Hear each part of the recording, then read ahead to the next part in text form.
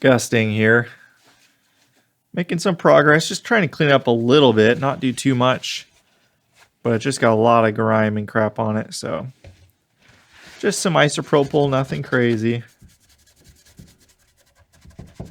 It's not really rust, it's just like grime. See that? Well, I think that's a pretty decent glow up if I cover up this side right here. We'll continue on with the cleaning process. I'm going to go ahead and clean the RCA jacks as well as all of the pins of the tube sockets. And yeah, just kind of get this thing prepped as we're waiting for parts to arrive.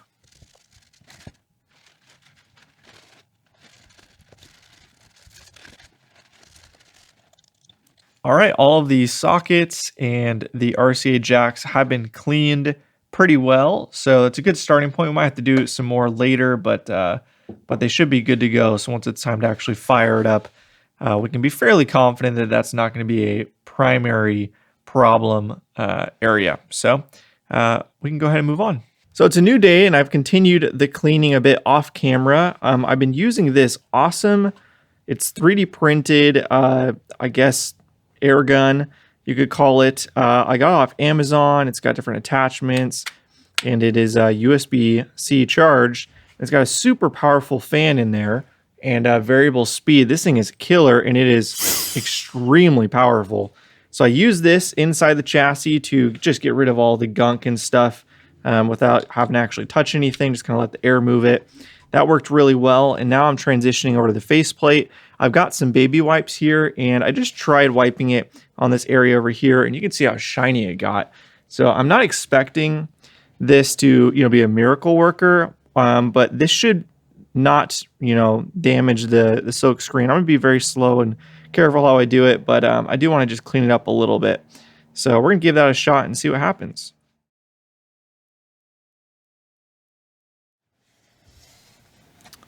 Okay, it's certainly not perfect. Never expected it to be, but it does look better, I think. Still very obviously old and vintage, but yeah, just a bit less grimy. That's pretty good. Shifting focus a little bit more to the inside of the amp here. Let me zoom in. Hopefully you guys can kind of see the bottom edge here. And it's quite dirty. A lot of the kind of particles and crap that were just sitting there on top are gone thanks to the air gun. It's still pretty gross and dirty, but I don't think I'm really going to clean it, to be honest, because it's not really going to do any good. It's going to take a ton of time, and it's going to look kind of goofy, I think, because trying to, clean that as soon as I put baby wipes, I think a lot's going to come off, but it's going to be really splotchy and kind of not great looking. So for now, I think I'm going to leave that. I've cleaned all the pins. I've cleaned these RCA connections. All of that's been cleaned. We do have this here, so I think I'm just going to maybe super glue this down. Do that real quick. And then we're kind of in a holding pattern, still waiting for parts. But yeah, we're just kind of trying to get some stuff done. So let's go ahead and get this glued down. I'm getting a bit antsy here. I really want to work on this thing, so I'm just going to go ahead and start. I don't have most of the parts I need. And really the biggest thing is the power transformer, because that's going to determine the voltages and the rest of the amp. So there's not a ton we can do, but we can start with some things. So I figure I might as well, since I got a little bit of time. So I think what we'll do is redo the bias supply here, hit some old solder joints that just look a little suspect, and replace this diode. Probably we'll make this adjustable bias, and probably replace this setup right here as well with the artificial center tap, things like that. Remove this big cap, and that's the plan. Let's get to it. Well, I got a lot of stuff done, though it doesn't really look like it. Lots of little things. And I'm just going to show you guys that real quick. And we're still waiting for parts, but I was able to at least get some items on the checklist finished. And I'm really happy with how things are coming out so far. So really the biggest, most obvious thing here would be the bias circuit. So starting over here, we replaced the diode as a 1 in 4007. And I just kind of replaced it with this thicker lead style one, which is a 5408, I think. And I don't know if you guys can really see. It's kind of stair-stepped. If I do this, you can kind of see. Just for fun. I like that sort of stuff. So much thicker, much stronger leads there. So that's all looking good. And then we kept the same 15K resistor here. That's original. And then we've got the two caps. These were replaced with mod 8 microfarad 150 volts, good solid caps. And then instead of the 56K resistor that was here, or at least as the stock value, we replaced it with a 27K carbon comp, and then that's going to a 25K Pyre pot here. So nice little easy adjustable pot. And this will allow us to tune the bias. I don't know if these values are going to be perfect yet. So obviously with the 27K and a 25K, that gets us pretty close to the stock value, but then also gives us some range lower than that to get the bias dialed in. So I'm guessing this is going to be pretty close. If it's not, we just change this resistor, no big deal. And then you can see I added in some just some coverings over the leads here to go around the pot. I see a lot of people put the trim pot kind of here in this range. I just want to try it this way, just to be a bit different, and this makes a bit more sense to me. Also, if I understand things correctly, the pot fails. There's still going to be the resistance from this resistor, which is better than if the pot was over here mounted more. Typically, if the pot were to fail, then you would have no resistance, and so your bias would just run away, basically. So your tubes would be done.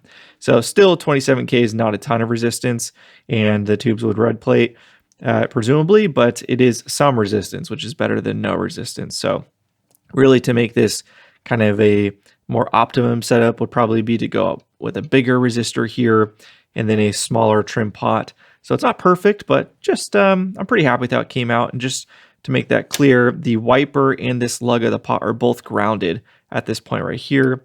And then the other lug has the resistor tied to it. So you can't really tell, or maybe you guys can from your angle, but that's how that's done. So that's looking really good. Very happy with that. Zoom out a little bit here.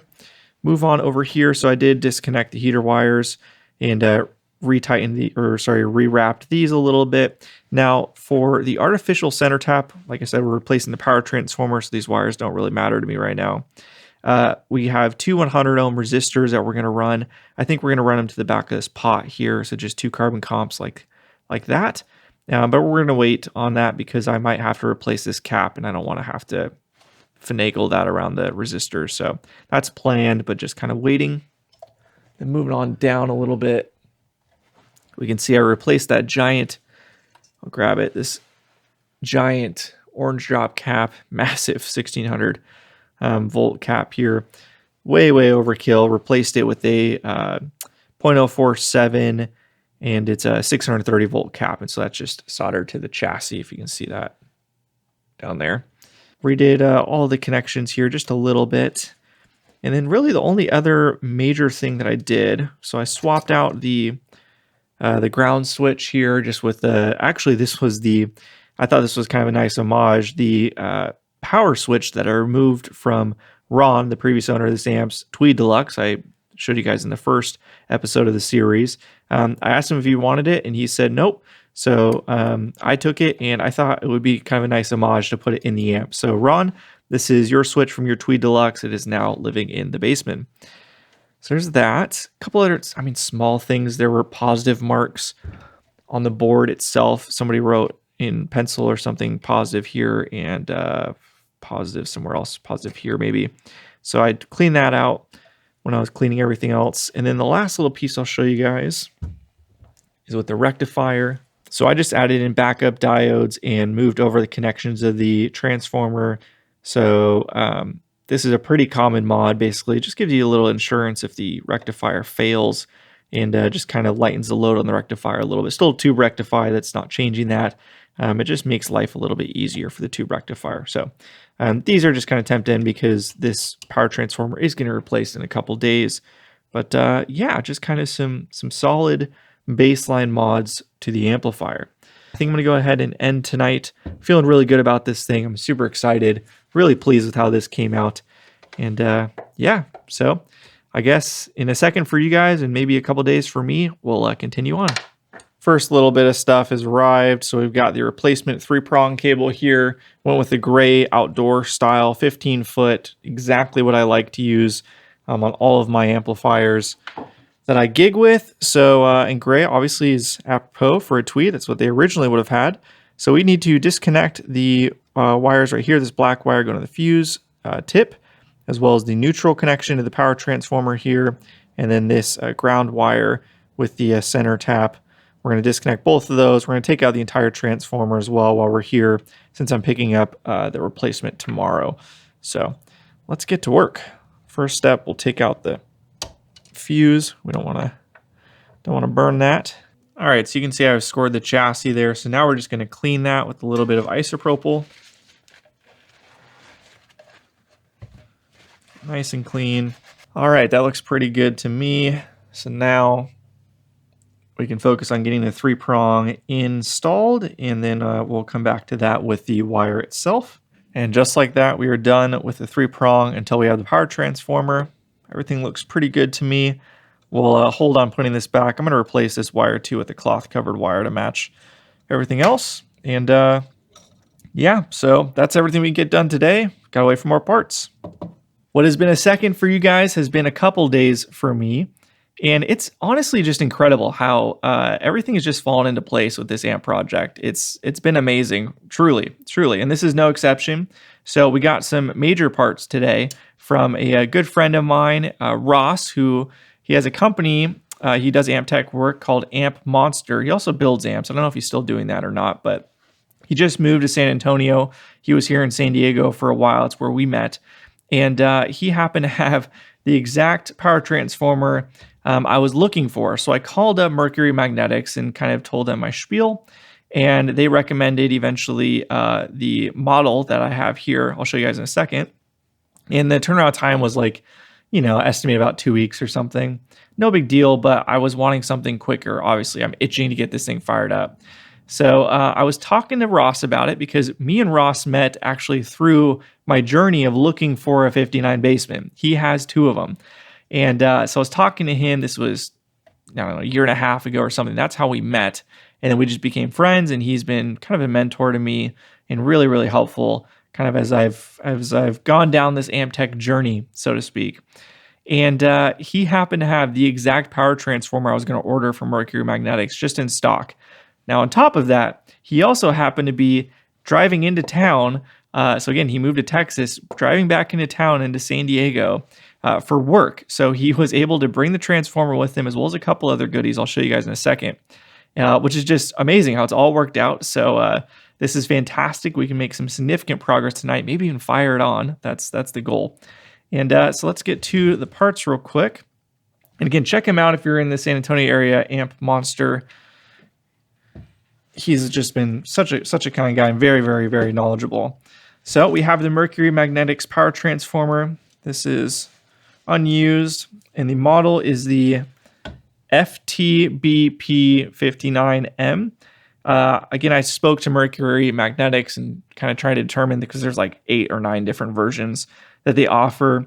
And this is the lower voltage version. So basically you can look at it like it's, if you were to use the original spec and then just bring the voltage down on a variac from the wall. So this will be lower voltage, more what the circuit is expecting versus, just running it at modern wall voltages. As I've mentioned before, there's lots of problems with that.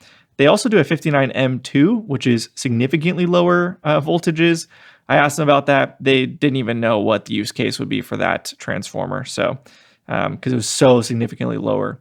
So yeah, this should be perfect for us. And again, he had the exact one I needed. I might reach out to Mercury Magnetics about getting a black replacement cover here, the bell cover.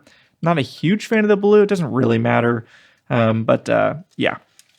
And then everything else is just a brand new transformer. Fantastic. And then continuing on, Ross also provided a couple other things for us.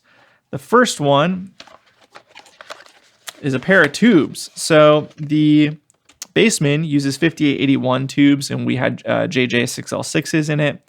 That's not going to work. I mean, they can, but that's not what you want for something like this.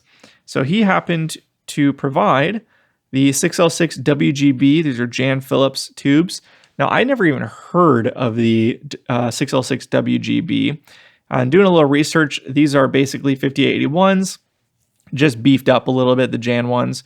I guess the spec sheet shows that they have the same plate voltage capabilities, or limits rather, but everyone says that's not the case and that these are actually stronger tubes. So this will be fantastic in this amp. This is a good use case. So there's that. We got a pair of those. And then the last element here are some caps. So Ross had 2 more of the Bianchis. So as I showed before, I've got a few of these. I was considering just swapping all of the coupling caps over to the mustards. And so he had a couple more that I needed. So now I've got 5 of these, I think. So all 0.0, these are 0.027, very close to 0.022.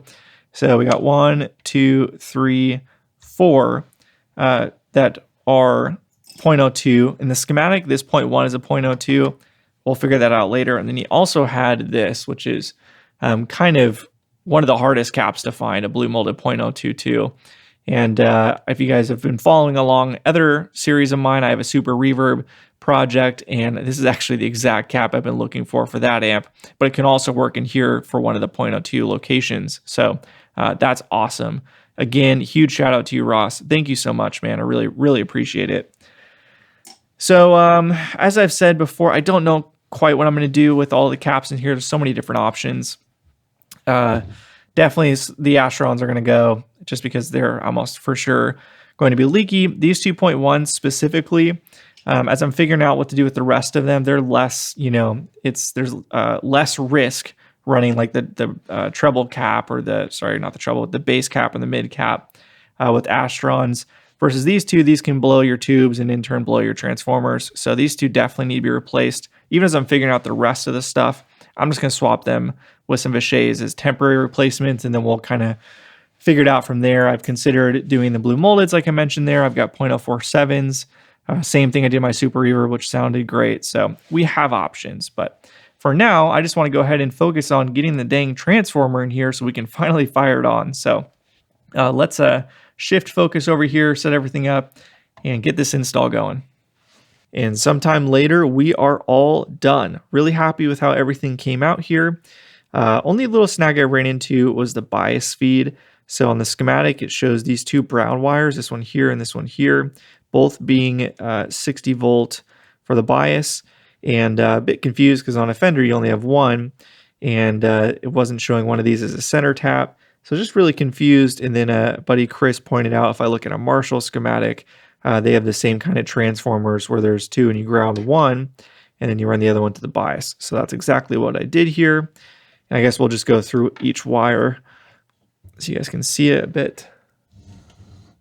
So I did end up redoing the, zoom in, end up redoing the 3-prong ground here. Just the insulation that was melted was really bothering me. So redid that. That looks much better. And then this is the center tap for the high voltage. The secondary is the 2 red wires there. And then the bias feed I just mentioned a second ago. So that looks very good. And then we've got the heater and cathode here off of the power transformers. These are the 5 volt heater supply. And this is running to the standby switch. We've got the diodes here. I already mentioned that modification. So these are going to slightly different pins. The secondary high voltage here. Nothing revolutionary there. And then we've got the 3-prong wiring finished. So we've got the neutral that is heat shrunk to one of the primaries of the power transformer. And the other primary is going right here to the switch. So just to reiterate the wiring here, you got ground earth going to the chassis, its own connection, neutral going to primary, hot going to fuse tip, and then fuse sleeve going to the switch, and then the other end of the switch is going to the other primary of the transformer.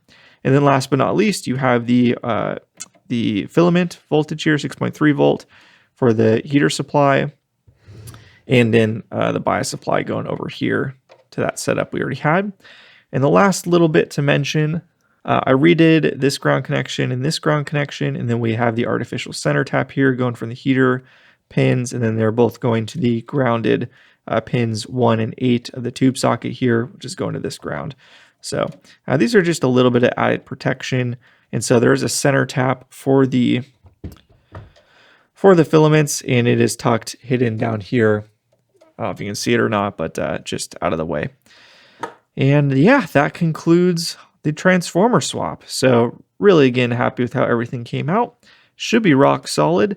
So I think now we can fire it up finally and see if we got any voltages going through it. So fingers crossed. So the amp is plugged in to the current limiter, which is then plugged into the variac. We can just kind of check some voltages here. So let's go ahead and see. We got 50 volts from the variac. Should be seeing about that here. We do. Should see it here as well. Okay, that all looks good. And I don't know if we'll start seeing filming. So yeah, just a little bit there. So that's all looking good. We can go ahead and continue raising the voltage. And because the amp is completely unloaded, no tubes in it, we're not going to go full voltage here. Although I do want to see how hot it'll get because it's supposed to be lower voltage than original spec transformers. All right, very temporarily installed, but that'll do for us to be able to test it tomorrow. So awesome. Okay, time to call it a night, and for me to just sit in bed wondering if it works or not. All right, and you guys get to see it in 3, 2, 1. Got it plugged in. Let's see how this sounds.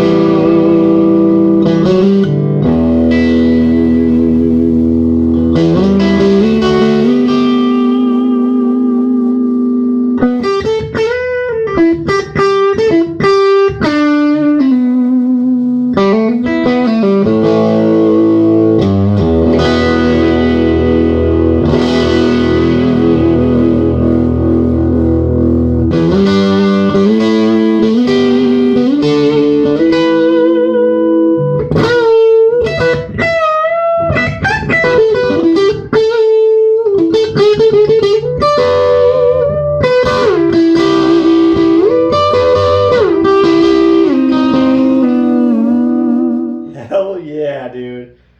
Damn. All right. Think everything's okay? I think we'll stop there. Pretty insane in the room. Show the settings real quick. I just moved the volume, but I had this right about there.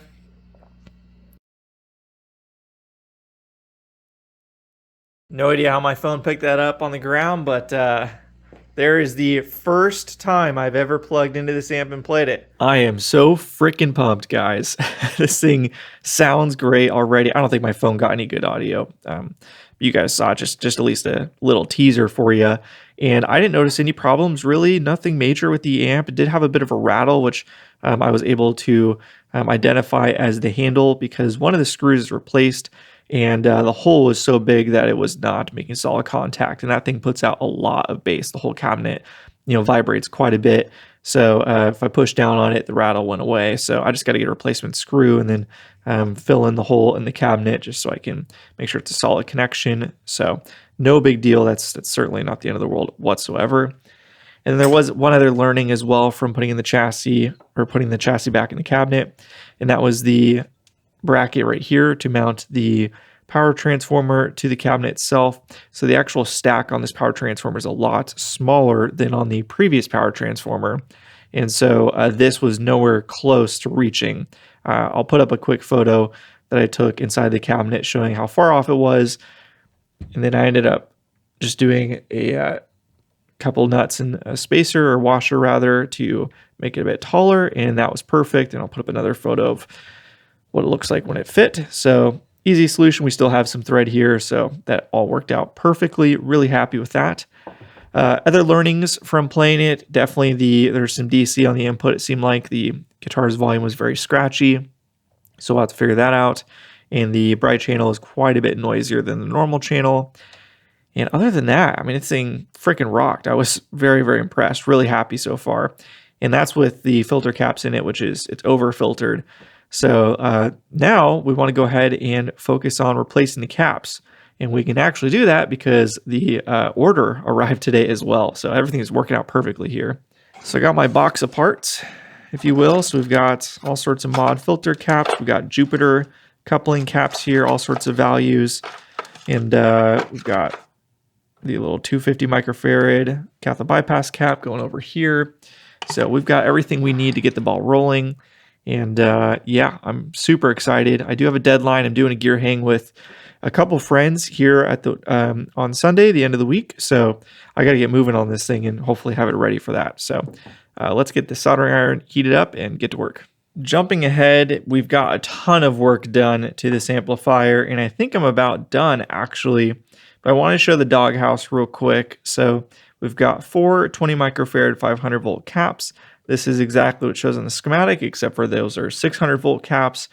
And with the lower voltage power transformer, this should not be a problem. 500 volt DC should not be a problem at all. We were seeing plate voltages before at around 420 range when it was biased.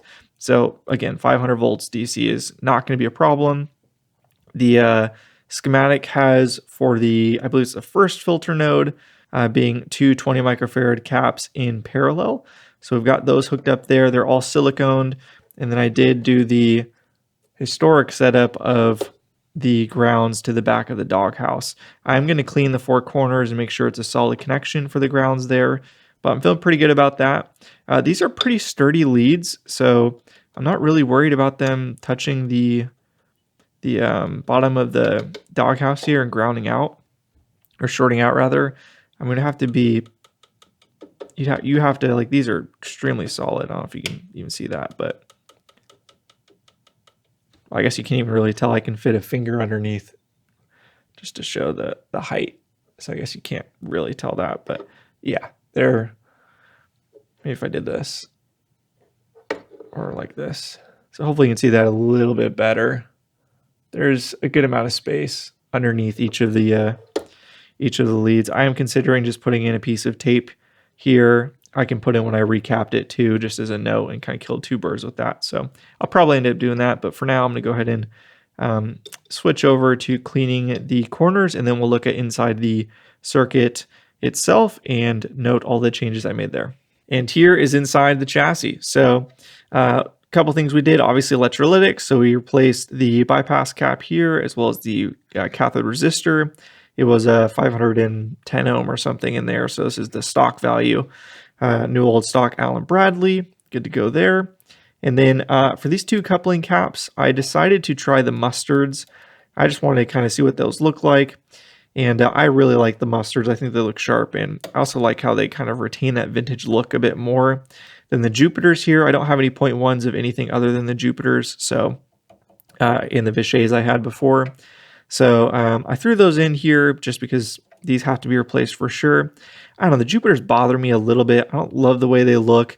It is very confusing to me why this one is so much larger than this one, even though they're both from the exact same batch I ordered. If you see, they're aligned on this side, but this one's quite a bit longer than this one. You can see the lines are not lined up. Just stuff like that's kind of annoying to me. So I don't know. We'll see if I might end up just doing all Jupiter and taking out the mustards. I haven't decided yet. If I want to go mustards, basically I have to get 1, 2, 3, 4.1s, which is, geez, probably $80 or so.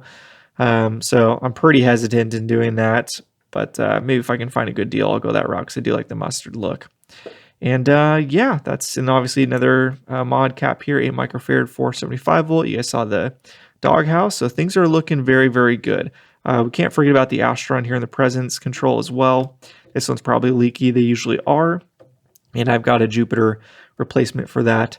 I think it's a 0.1. I don't remember offhand, but yeah, so I do have all the caps needed to replace it. So next steps, it's too late for me to do it tonight, but next step tomorrow will be to fire it up and just go ahead and check the voltages, see if these are leaking, if so, how much, and determine from there what we want to do. So I'm going to go to bed and pick this up tomorrow.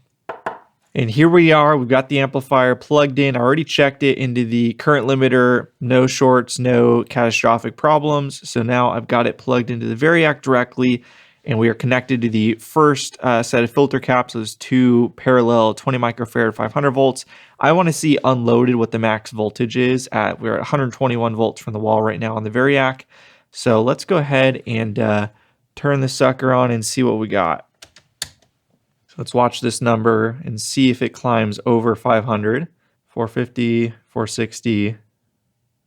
But unloaded max voltage is 470, it looks like, at 121 from the wall. This is good. Basically, the stable max is 470.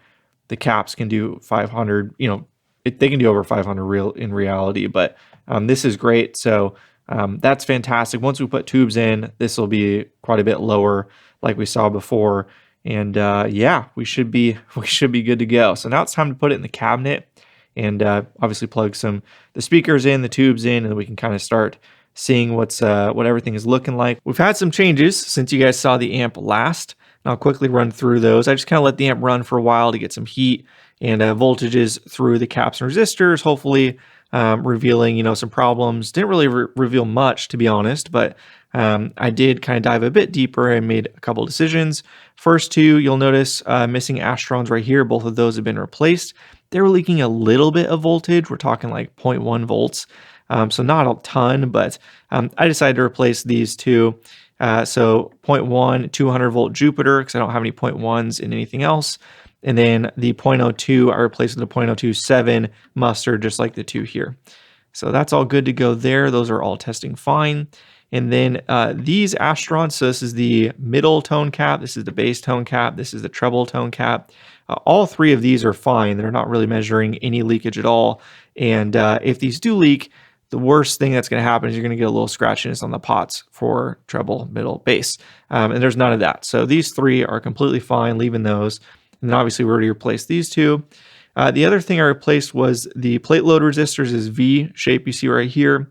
The originals were just really, really old and crusty looking. Definitely seen better days.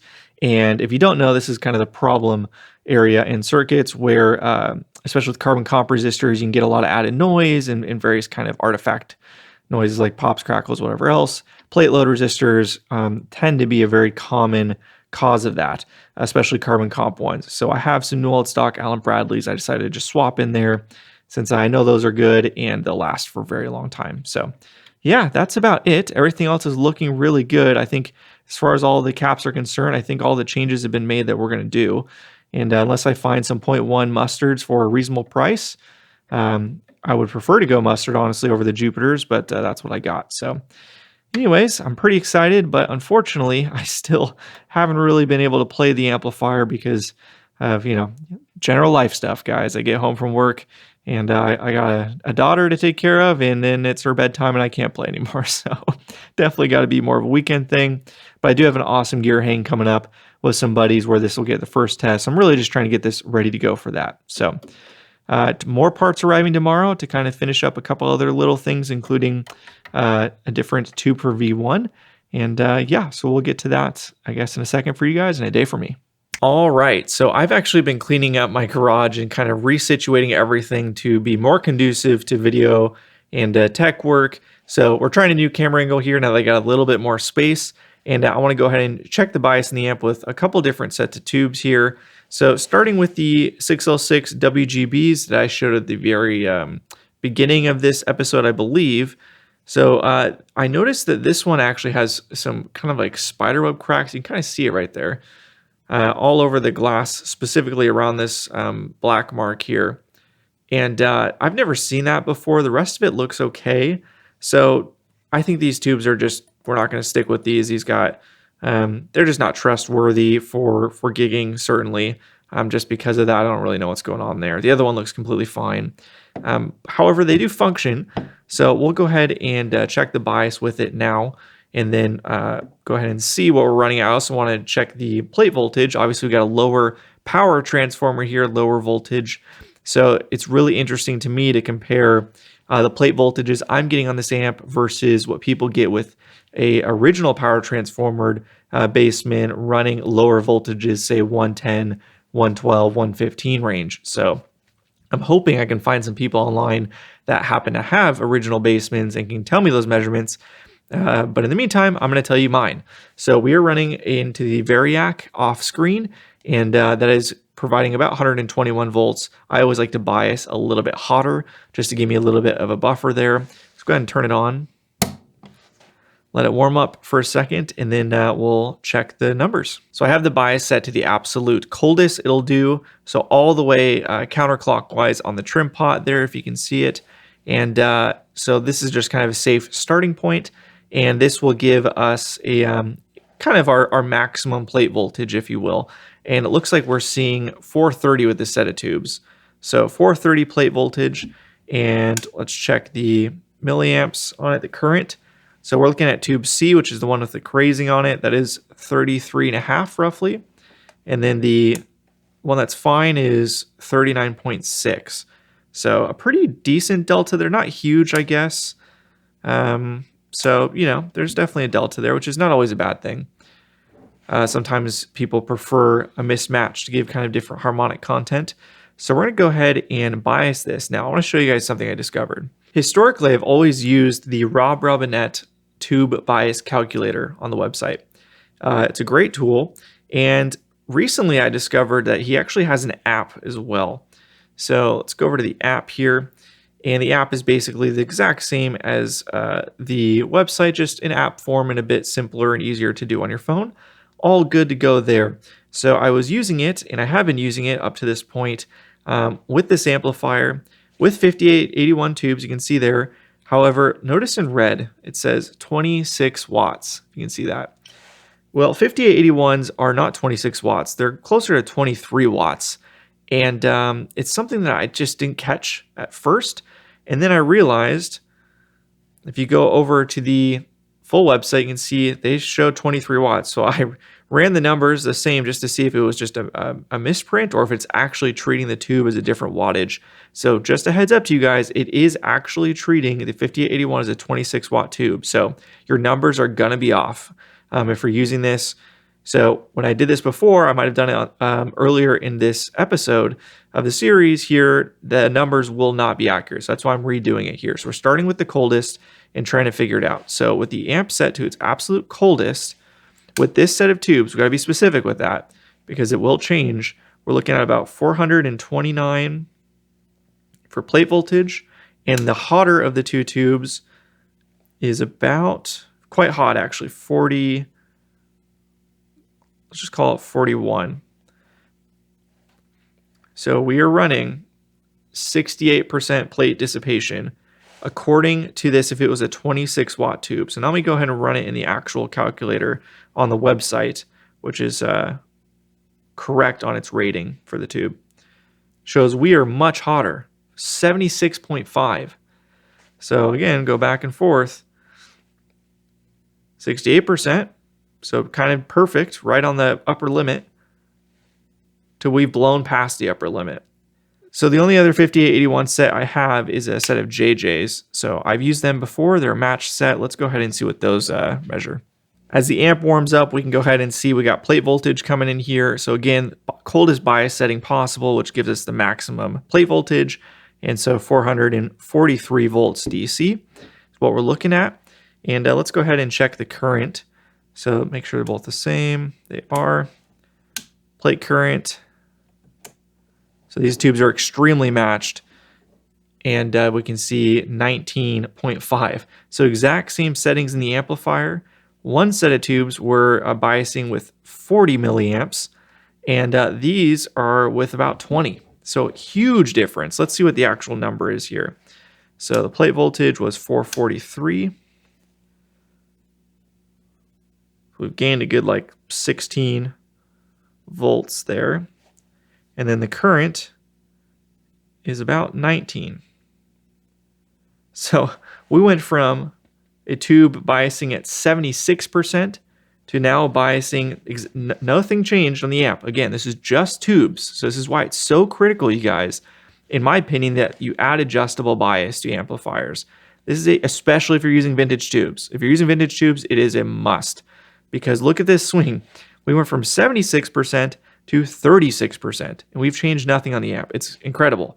So to actually bias these tubes, we might not even have enough range on the pot here. So let's go ahead and check. According to the calculator, we should be shooting for around 30 milliamps here. So let's go ahead and see what we get. So we're about 60% of the way up on the trim pot there. So that puts our plate voltage, it has dropped now a little bit. So we're at 435. We were at 443. So we dropped about 10 volts. Yeah, so this puts us right at 60.2. So very, very, very good number. That's what I typically shoot for with my Fenders. So yeah, fascinating. So we've, had to make significant changes to bias between different tubes. I think these tubes sound great. These JJs, I've run them in a couple amps before, and I've been very happy with them. I've never compared them to vintage 5081s, so that'll be interesting. But unfortunately, that pair here, these ones are just not really healthy, not a good fit. So we'll be putting these off to the side and continue on with our final steps with the amplifier.